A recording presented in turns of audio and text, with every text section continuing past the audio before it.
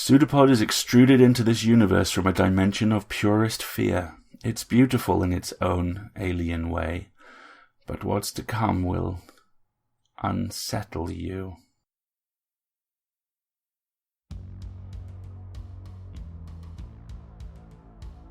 PseudoPod, episode 697. Ooh, that's a big number in the distance. I'm getting closer too. April 10th, 2020. This week's story, 5 Fridays During Lent by Christine Lucas. Hello everyone, welcome to PseudoPod, the weekly horror podcast. I'm Alistair, your host, and audio production for us this week is done by the magnificent Monty Perrette. Our story is a PseudoPod original and comes to us from Christine Lucas. Christine lives in Greece with her husband and a horde of spoiled animals. A retired Air Force officer and mostly self-taught in English, she has been a finalist for the WSFA Award, and her work appears in several print and online magazines, including Daily Science Fiction, PseudoPod, specifically with Artemis Rising 4, and Nature Futures. Your reader for this story is Danielle Imara. Danielle is a London-based live artist, author, and music maker. And a brief warning before we continue, folks. This one deals with terminal care, so given the current situation, if you do want to skip it, we understand completely. All that said, we do have a story for you, and author and narrator alike promise you, as do I, that it's true.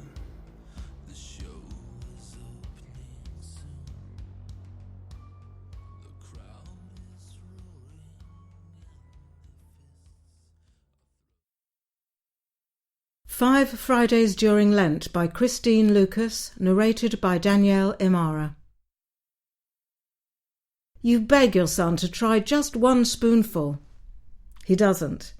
He sits rigid, his palms on his thighs, his almost glassy, bloodshot eyes fixed ahead. There's nothing there, only the old armoire filled with mothball-smelling clothes from 3 generations back. You try passing the spoonful beneath his nose.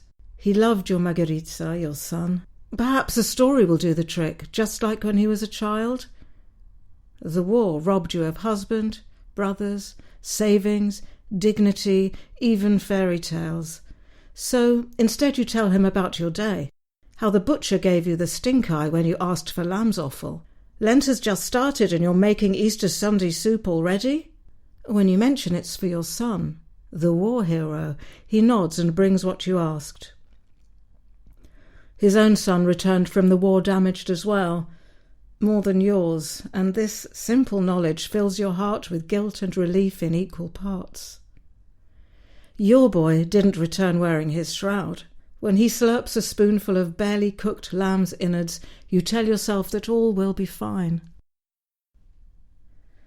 Damn this town! Damn the gossiping shrews who spy on your affairs! Damn their whispers that follow you everywhere! At the baker's, the grocer's, at the post office. Only at the butcher's they keep their mouths shut for respect or fear of his haunted gaze and the son he keeps locked at the back. Katakanas, they say, and spit on the ground. Vurkolakas, and cross themselves. Ah, all those God-fearing, proper people observing Lent, abstaining from meat but not from gossip. What do they know? Do they know of courage, of sacrifice, of all the sleepless nights watching him sit rigid still, praying that he won't move and recounting your Yaya's tales of the undead who leave their graves to mingle with the living? Your son returned a hero, but only the sound of your knitting seems to bring him some peace now. Then his shoulders relax a little, and sometimes he even blinks. His eyes are more opaque now than bloodshot, and his lips split and bleed. What good are his medals now? You hurl them across the room, the useless trinkets. They land beneath the armoire, amidst the dust and cobwebs. He doesn't even notice. You bring the priest, again. Papa Nicolas won't set one foot indoors.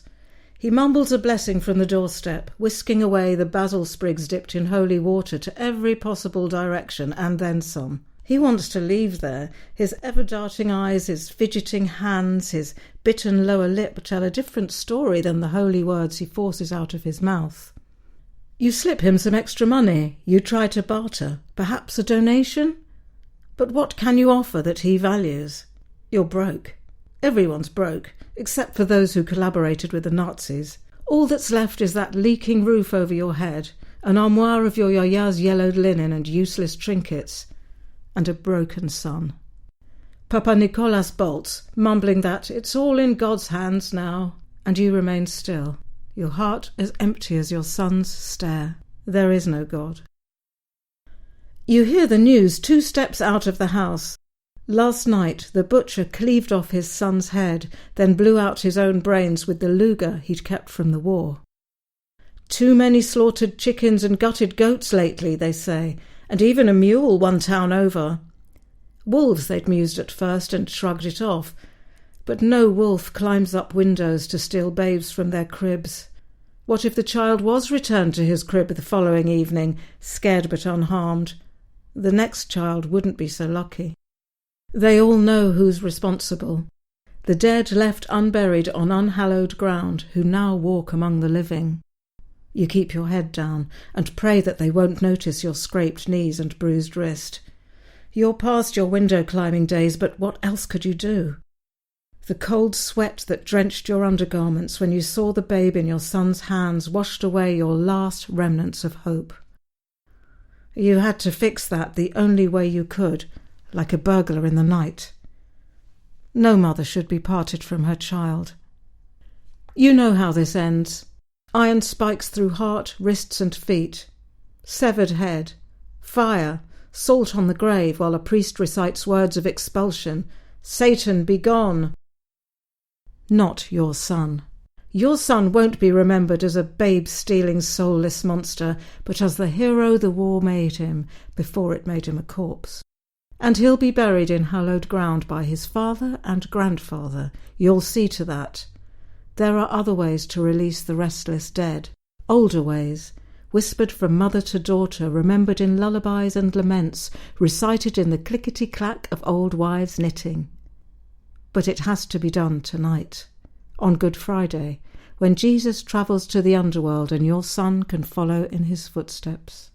So you don your Easter Sunday clothes and pin your son's medals on his chest. If you pinched him, he doesn't flinch, he doesn't bleed. But when you retrieve your knitting needles from the top drawer of the armoire, his eyes flicker. He doesn't resist when you pull him down and lay his head on your lap. Soft strokes on matted hair, a sob-choked lullaby, a steady pierce through the ear, the shudder of a body long overdue for rest. And you kiss your son good night.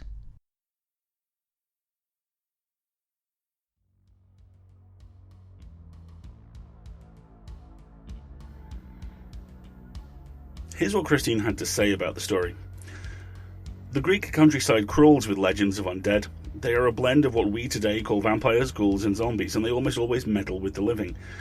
I have a book with such folktales by my desk for reference, so when during a writing challenge I was required to reach for the 3 nearest books to find inspiration for a story, my hand went for that particular book on its own. The other 2 were a recipe book for traditional Greek dishes and a psychology manual on the 5 stages of grief. I guess they mixed well. They really did. I talk a lot in these end caps about where the horror in the story is and why it matters. This week's story, brought long before current world events, it should go without saying, is a little different. Here, the horror is not something that's revealed. Here, at least at first, it seems that the horror is in fact the topography of the story. It's the canvas, not the painting, if you like.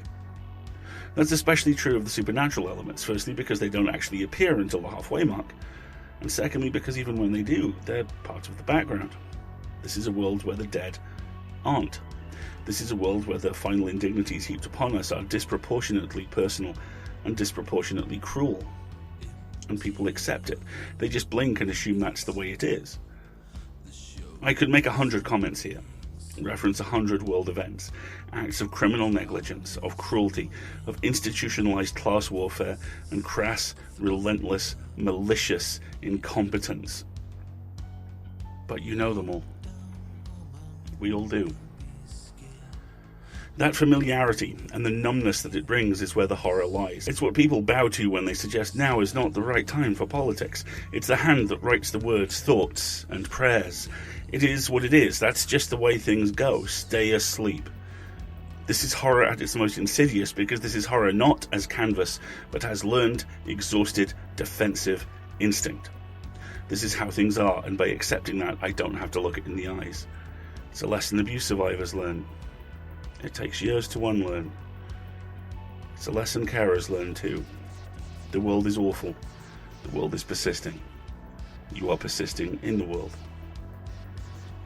But here's the weird thing about that all-pervasive horror. It generates hope. It has to. It catalyzes the realization that you can't go on, that something can and must and will change. It doesn't lie to you and tell you it will be easy. It won't. It isn't.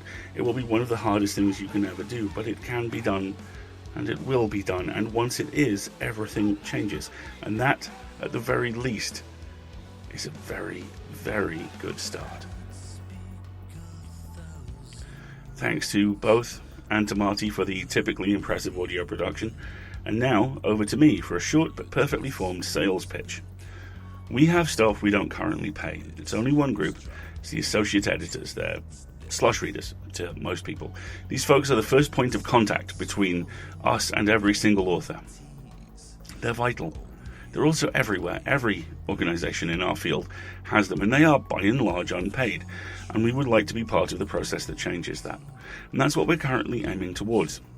That we're doing that through both our PayPal, which you can reach by going to pseudopod.org and clicking on Feed the Pod, and through our Patreon, which you can reach at patreon.com EA Podcasts.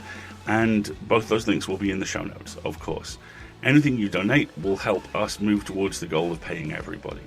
Anything you donate will help keep us sustained. And I know, especially in what is literally a global economic downturn, crash dive, whatever you want to call it, times are hard. But if you can, please help out. And if you can't help out financially, please help out in terms of creativity and time. Perhaps leave us a review on Apple Podcasts, or whatever the app is called this week, or on its Google equivalent, or on whatever podcatcher that you prefer. Blog about a story, tweet about it, anything like that. You would not believe how much it helps. And if there's something that you want to do but you're not sure about, get in touch. We have 5 pathologically chatty Twitter accounts, and we'll do everything we can to help you out. So if you want to give us a hand, please chip in, and we'll be right there with you, we promise. Next story is Of Marrow and Abomination by Morgan Sylvia, again with audio production by Marty, and read by Justine Eyre. Then, as now, it will be a production of Escape Artists Incorporated and released under a Creative Commons Attribution, Non-Commercial, No Derivatives license. And I leave you with this quote from one of my favourite movies. This is one of my favourite lines. This is from Donnie Darko, and it's this: "There is nothing broken in my brain." Have a good one, folks. We'll see you next week.